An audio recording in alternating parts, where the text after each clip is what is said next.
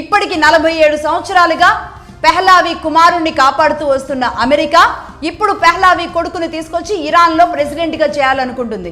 అందుకే ఎవరైతే supreme leader ఎవరైతే ఉన్నారో, సెకండ్ సుప్రీం లీడర్ వచ్చినా, థర్డ్ సుప్రీం లీడర్ వచ్చినా, సుప్రీం లీడర్ ఇరాన్లో అన్న పదం వినిపిస్తేనే మేము అతన్ని బతకనివ్వం, లేపేస్తామనే లాంటి శపథాలు, అలాంటి వార్నింగ్లు నడుస్తున్నాయి. అంటే అసలు స్టోరీ ఇప్పుడు అర్థమైందా?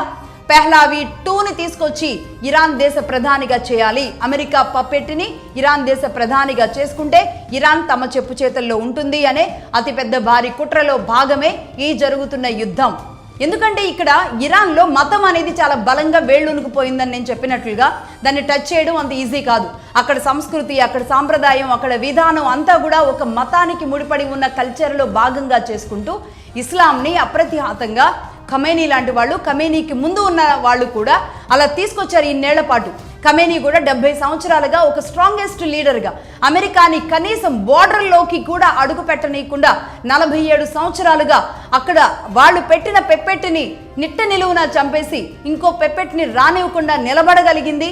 తాము పెట్టిన వ్యక్తే అక్కడ అధ్యక్షుడిగా ఉండేలాగా చేయగలుగుతుంది అంటే ఇది పూర్తిగా ఖమేనీ నమ్మిన ఒక మత విశ్వాసం, వీటితో ఒక బలంగా ఉంది అనేది వాస్తవం.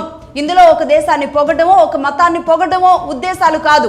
నిజాలని, వాస్తవాలని యాక్సెప్ట్ చేయగలిగిన రోజే మనం భవిష్యత్తులో నిలబడగలుగుతాం అనేది గుర్తించాలి.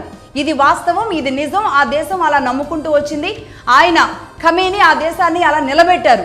అయితే ఇక్కడ ఒకసారి మనం ఇరాన్ ప్రెసిడెంట్ గురించి అసలు ఇప్పటి వరకు ఎవరు మాట్లాడుకోలేదు కదా. ఆయనే పెజెష్కియాన్ ఇరాన్ ప్రధాని.